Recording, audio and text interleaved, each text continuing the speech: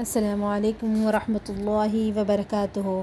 ناظرین، آج ہم روزے کے بارے میں تفصیل سے معلوم کریں گے۔ روزے رمضان آنے سے پہلے ہمیں یہ تمام باتیں معلوم ہونا بہت ضروری ہے۔ ناظرین، روزہ ایک ایسی عبادت ہے جس کا تعلق تمام تر روزے دار کی اپنی ذات سے ہے۔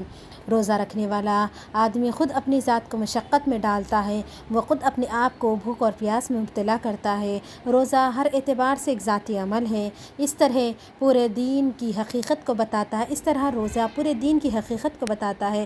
روزہ اس بات کا سبق ہے کہ عمل کا آغاز اپنے آپ سے ہوتا ہے، نہ کہ دوسروں سے۔ دین پورا کا پورا ایک ذاتی عمل ہے، مگر روزے میں دین کی حقیقت آخری حد تک نمایاں ہو گئی ہے۔ روزہ ایک اعتبار سے ایک انفرادی عبادت ہے، اسی کے ساتھ وہ علامتی طور پر پورے دین کا تعارف ہے۔ سچا روزے دار وہی ہے جو روزہ رکھ کر اس کی حقیقت کو پالے۔ روزے کا آغاز رمضان کے چاند سے ہوتا ہے۔ آدمی جب آسمان پر ہلال رمضان کو دیکھتا ہے تو اس کو محسوس ہوتا ہے کہ اس کا خدا آسمانی اشارے کی زبان میں اس سے ہم کلام ہے۔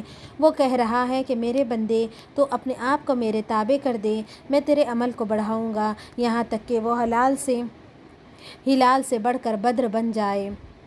پھر آدمی جب پہلی رمضان کو کھانا اور پانی چھوڑ دیتا ہے تو گویا وہ زبان حال سے کہتا ہے کہ خدایا، میں تیرے حکم کا پابند ہوں، اگرچہ میں نے تجھ کو نہ دیکھا ہو، میں اپنے آپ کو تیری مرضی کے حوالے کرتا ہوں، اگرچہ میں نے تیری مرضی کو صرف کتاب کے الفاظ میں پڑھا ہو، اگرچہ کوئی فرشتہ مجھ کو مجبور کرنے کے لیے میرے پاس موجود نہ ہو۔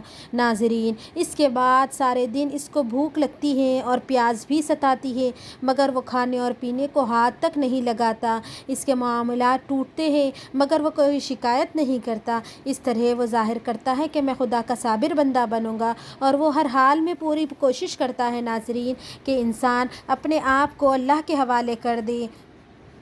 رمضان کے مہینے میں تراویح جیسے ایک اہم کام ہے جو سال کے 12 مہینوں میں کبھی نہیں ہے۔ اللہ تعالیٰ نے تراویح کا بھی بہت بڑا درجہ دیا ہے، جو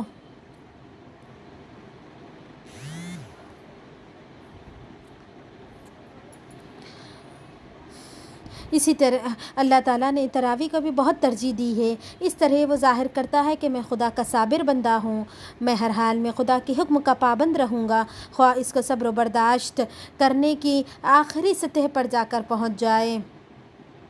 اسے کھانے اور پانی کو ہاتھ نہیں لگاتا، اور اس کے معاملات ٹوٹتے ہیں تو ٹوٹتے، مگر وہ کوئی شکایت نہیں کرتا۔ عام دن میں مسلمانوں کو ناجائز چیزوں سے رکنا پڑتا ہے، روزے کے دنوں میں وہ جائز چیز کو بھی لینے سے بھی رک جاتا ہے۔ یہ گویا اطاعت خداوندی کے جذبے کو مزید پختہ کرتا ہے۔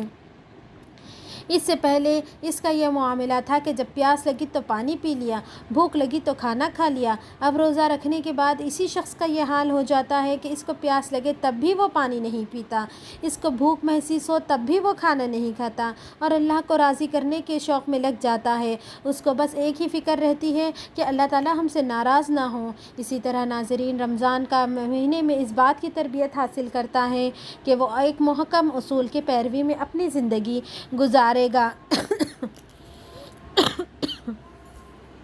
اور یہ اصول وہی ہیں جو خداوندی رب العالمین نے اس کے لیے ابدی طور پر مقرر کر دیے ہیں۔ روزہ دار اس طرح مشقت اٹھائے ہوئے اور خدا کی یاد کرتے ہوئے اپنا دن گزارتا ہے۔ ناظرین، یہاں تک کہ شام آ جاتی ہے، سورج غروب ہو کر دوبارہ آسمانی اشارہ کی زبان میں کہتا ہے کہ اے خدا کے بندو، تم نے خدا کے ساتھ کیے ہوئے اپنے عہد کو پورا کیا۔ اب وہ وقت آ گیا ہے کہ خدا تمہارے ساتھ کیے ہوئے اپنے عہد کو پورا کرے۔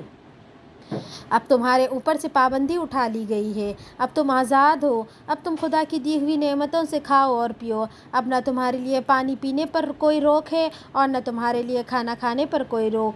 خدا کا شکر ادا کرتے ہوئے تم جس طرح چاہو خدا کی نعمتوں کو استعمال کرو۔ یہ اس وقت ہوتا ہے مغرب کی نماز سے لے کر صبح کی فجر کی اذان ہونے سے پہلے تک، یہ عمل اللہ تعالیٰ نے بندوں پر رکھ دیا ہے، ان لوگوں کے لیے آسانی کی ہے۔ روزے کے بعد افطار کا یہ ناظرین، روزے کے بعد افطار کا یہ تجربہ اہل ایمان کے لیے مزید ایک خوشخبری ہے۔ وہ یاد دلاتا ہے کہ موجودہ افطار ایک اور زیادہ بڑے افطار کی علامت ہے۔ یہ روزہ دار کو علامتی طور پر بتاتا ہے کہ سب سے بڑی نعمت کا دن تمہارے لیے آخرت میں آئے گا، جبکہ خدا ظاہر ہو کر تمہاری عبادتوں کی قبولیت کا اعلان کرے اور تم کو جنت کی ابدی باغوں میں داخل کر دے، جہاں دوبارہ تمہیں کوئی مشقت نہ اٹھانی پڑے۔ ناظرین، ہمیں چاہیے کہ رمضان آنے سے پہلے ہم اپنے آپ کو اس بات کی تیاری میں لگا دیں کہ ہم رمضان کس طرح اچھے سے گزار سکتے ہیں۔ روزہ افطار کے وقت، سحری کے وقت ہم بس اللہ کی عبادت کرتے رہیں۔ اللہ تعالیٰ رمضان کے مہینے میں شیطانوں کو بند کر دیتا ہے۔ تمام فرشتے انسانوں کی ہر لفظ کو سننے کے لیے اور اس کی دعا قبول کرنے کے لیے تیار رہتے ہیں۔ اور اسی طرح رمضان کے مہینے میں ایک مقدس رات بھی اللہ تعالیٰ نے رکھی ہے اپنے بندوں کے لیے، لیلۃ القدر کی رات۔ ہمیں چاہیے کہ جتنا ہو سکے ہم نماز اور تراویح کی ہم جستجو کریں، ہم اللہ سے دعا کریں کہ اللہ تعالیٰ ہمیں رمضان کی تمام نعمتوں سے مالا مال فرما دیں۔ اے اللہ ہمیں تمام نعمتوں سے مالا مال فرما دے۔ اللہ ہمیں رمضان کے روزے رکھنے اور اس کی تمام عبادتوں کو پورے دل جمی سے اور دل خوشوقی سے کرنے کی توفیق عطا فرمائے۔ آمین یا رب العالمین۔ صدق اللہ العظیم و صدق رسولہ الکریم۔